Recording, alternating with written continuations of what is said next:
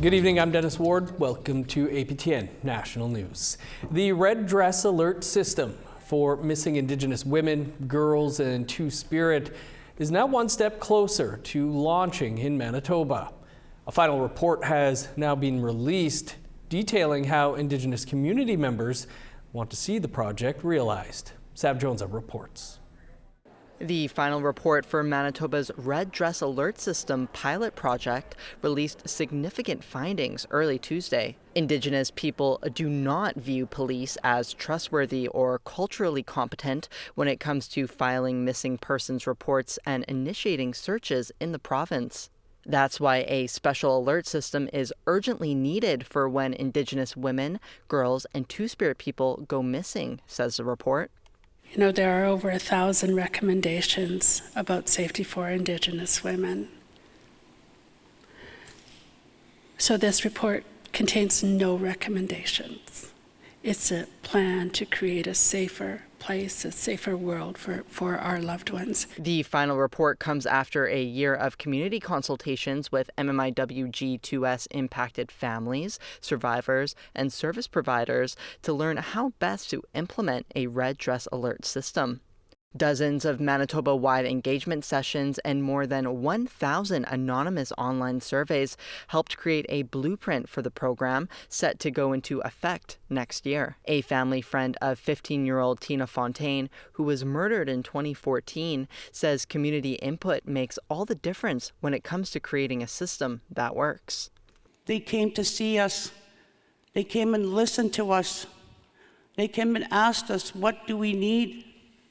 And our families told them, we need protection. We need you to care. The pilot project explored areas of strengths and weaknesses with the current process of reporting a missing person to police, including myths around how long you need to wait to create a report. It was found an Indigenous-led 24/7 call system is necessary, with an option for those at high risk to voluntarily share their information in case they go missing. The Red Dress Alert System will coordinate with police and other organizations and issue public alerts through channels like social media, billboards, and phone alerts.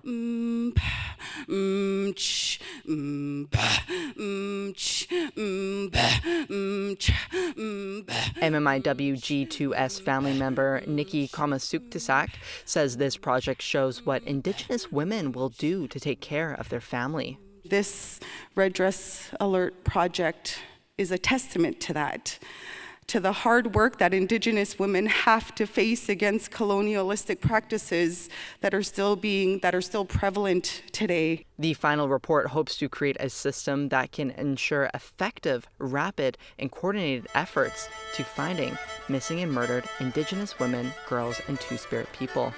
Sav Jones, APTN National News, Winnipeg.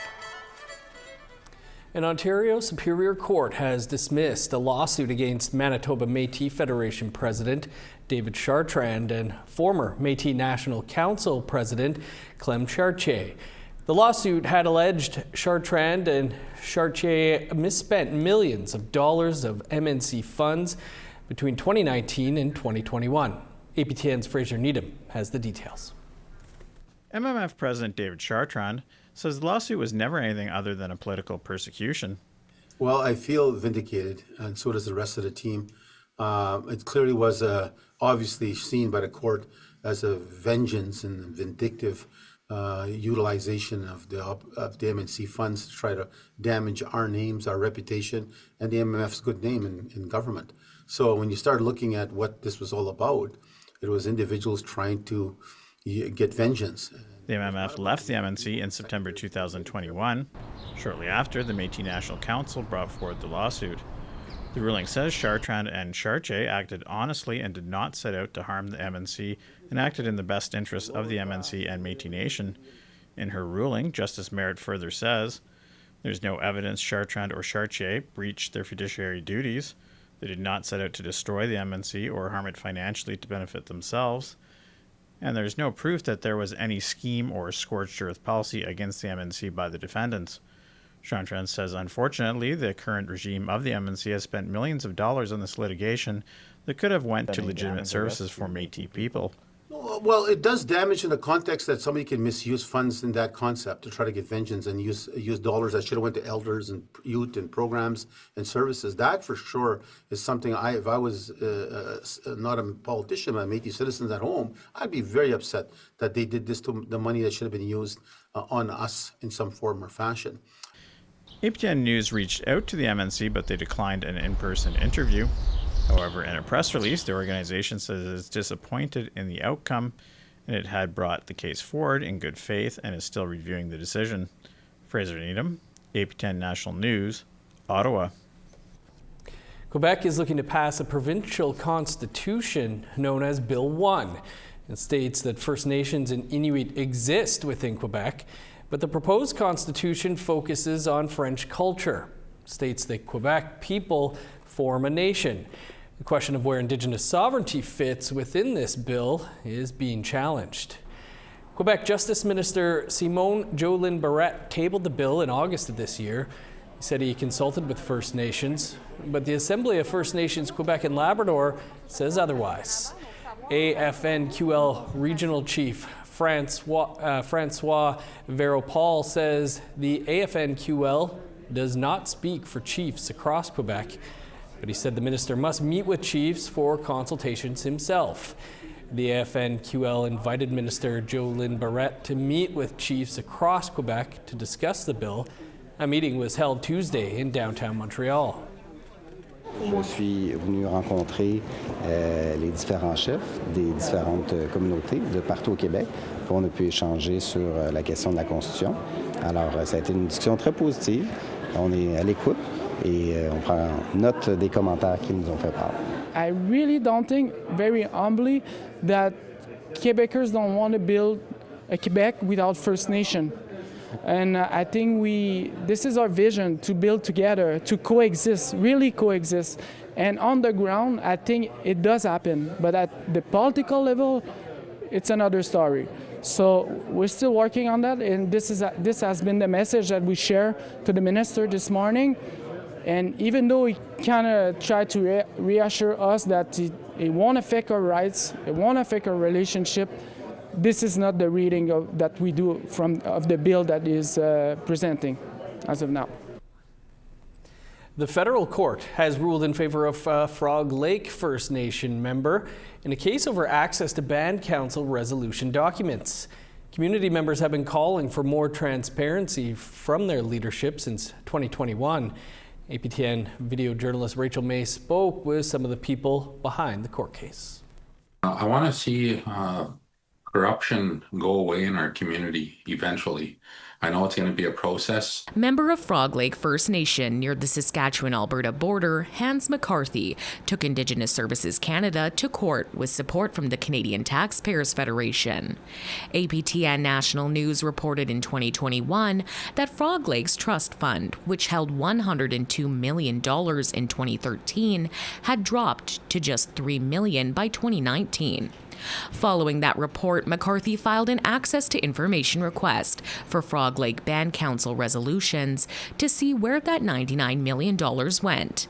But Indigenous Services Canada refused to release these records, leading him to argue in court that Ottawa has a duty to disclose this information to band members. McCarthy says he knew there was the possibility the funds were misused, but being unable to see how money was spent at the time was an emotional experience. The first emotion was anger. It was overwhelming. I've always known that the community was not functional because I have uncles and aunties and we're all related in the community. We all talk. We know what goes on in our community. But the thing is that we didn't have the documentations because Chief and Council never shared that. The case was heard in federal court on September 10th in Vancouver. The court ruled in McCarthy's favor on November 20th, stating the documents requested must be handed over within 30 days.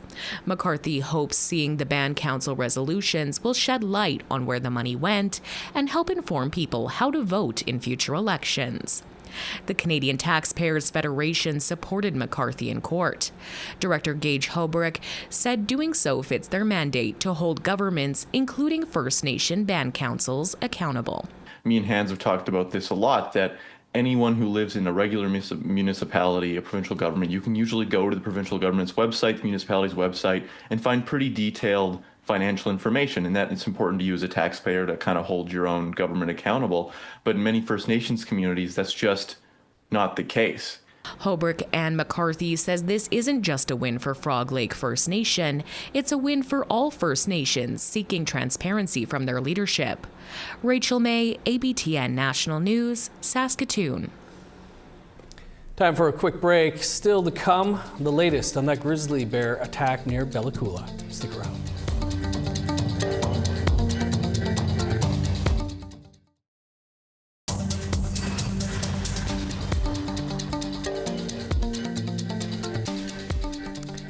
Welcome back to British Columbia now, where the hunt for the grizzly bear who attacked multiple people continues.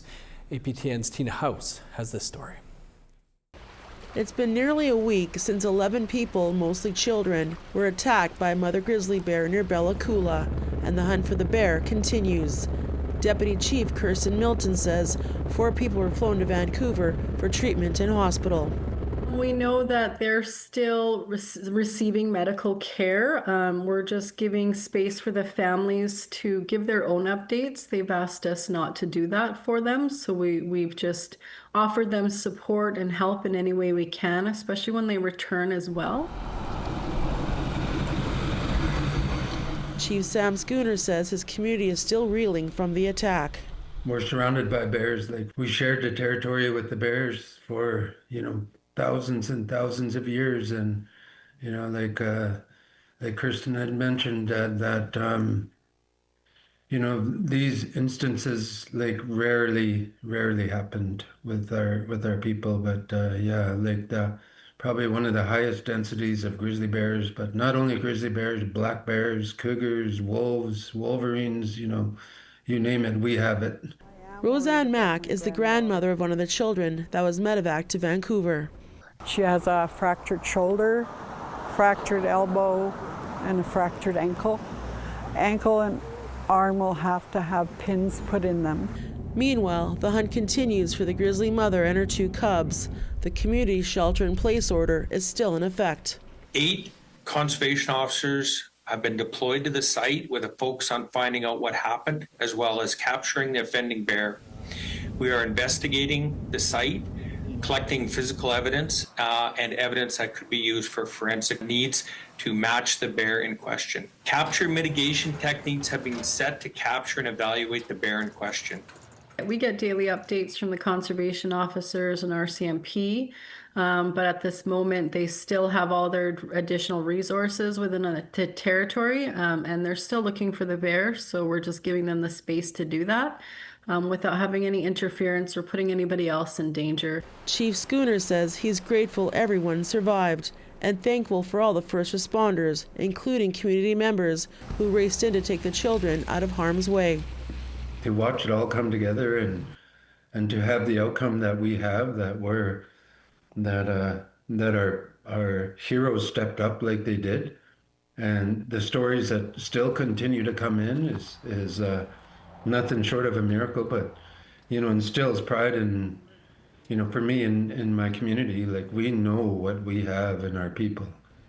Officials continue to warn the public about being careful and prepared while outdoors. Tina House, APTN National News, Vancouver. As you've been hearing, author Thomas King says he's not Indigenous after an investigation into his ancestry. King is the author of books including 2012's The Inconvenient Indian, a curious account of Native people in North America. To speak more about that is producer, writer, and actor Georgina Lightning from Edmonton. Georgina, really great to see you and to have you with us here. I guess we'll just start with your thoughts that longtime author Thomas King has admitted to not being Indigenous. It came to us as a shock because it's always kind of been a gray area. there was always speculation that he was not Indigenous. But recently, we've been pulled into a conversation about one of Thomas King's books, Two Indians on Vacation, to be performed in Edmonton, Alberta on the stage here at the Edmonton Opera. So there was, the community was in an uprise about that. How come there's a non-Indigenous author being performed on our stage in the Day of Reconciliation? So Joel Ivany called us in and asked us to consult him, advise him on the situation, because they had never ever experienced this before. This was going to be the first Indigenous opera performed on the stages here in Edmonton. So when we placed it for a questioning from his agent, we got back that watch out for the Globe and Mail. There's going to be an interview, an article set out, and so the next day, after several threats and a lot of heat from the composer, the fact that he came out clean after, is he 84 years old? It's like a victory. Finally, we can put this to rest. There's no more conflict about it, because it's always been a gray area. People will defend him and people will argue against him. So this way it puts everything to rest. It's now out, it's fact, and it's a victory for us. You've been involved in the arts for decades. Your children have all been on the screen for decades. What does it mean, and what damage is done when someone misrepresents themselves like this? The damage is, it strikes a chord emotionally. Like it's very profound. There's so many of us that are content creators. We write content based on our lived experience, based on our blood memory. Our spirit speaks to us when we're writing story, and it matters. Our voices haven't been heard. We're underrepresented in such a gross way that when there is an opportunity for somebody to step into this arena and appropriate, it's an act of violence. And to continue doing it, even though it's made aware or there's question about it. And, like Thomas King has been questioned for over a decade. Kyron Potts, he pointed out, why is this such a big deal? Because the universities knew for over a decade that Thomas King was a questionable person, and we all knew that he was not Indigenous. So why is this a shock today? It's a shock because he finally admitted. So Thomas King finally admitted. So instead of us all, staying in the gray where it leaves room for confrontation and conflict, etc., it's in black and white. There's never going to be a discussion about this again. But the harm is insane. Like Trickster, look at that example. There was an example of Vice, a job that I really wanted, a residency, and it was two cultural appropriators that got the job. Out of anybody that could have applied, it was Heather Ray and Michelle Latimer.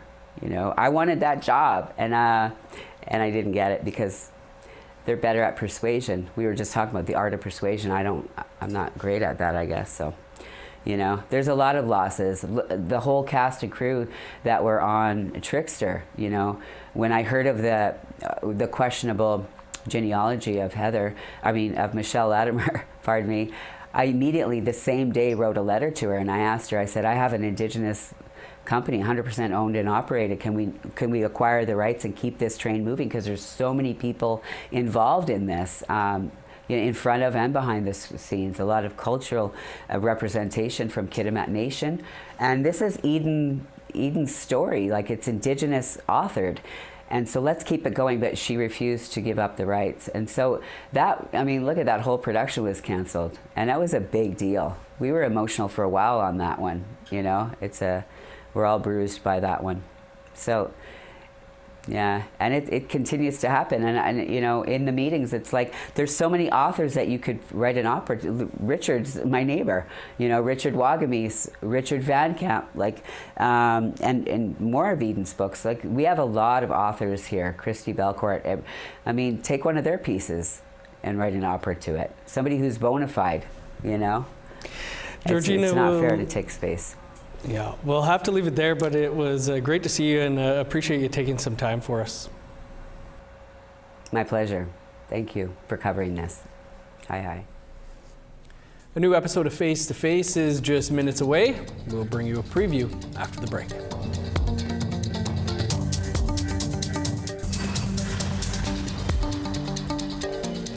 Welcome back. Time now to take a look at our photo of the day. And Fran Etzel shared this incredible photo of the Northern Lights. Last week, the lights lit up the skies across Canada, and this was the view from Ross River, Yukon.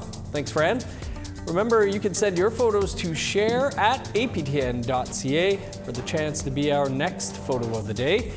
Now let's take a look at tomorrow's weather forecast. Starting on the East Coast, 7 with showers in Charlottetown, cloudy, and 11 for Halifax. -7 in Kuujjuaq, sunny and 2 below for Nain. 4 in Montreal, snow and +3 for Val-d'Or. Cloudy and 7 in Sault Ste. Marie, 6 in North Bay. -1 with cloudy skies in Thunder Bay, 3 below in Sioux Lookout. -9 in Churchill, -7 for Thompson. Sunny and -2 for Winnipeg and Dauphin. Cloudy and -5 for Regina, -9 in North Battleford. -9 in Meadow Lake, 6 below in La Ronge.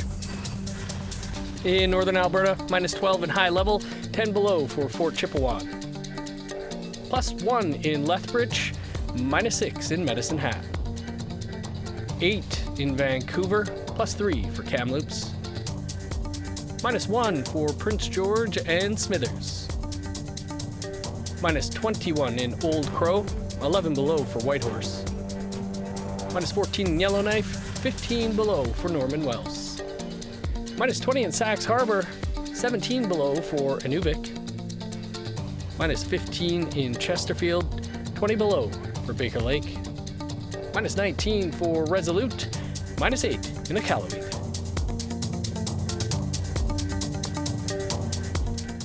Professor, columnist, and author Niigaan Sinclair is our guest on an all-new Face-to-Face tonight.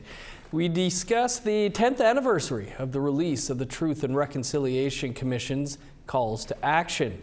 Niigaan says prior to his passing, his dad, former TRC Commissioner Murray Sinclair, expressed frustration with the lack of progress on the 94 calls.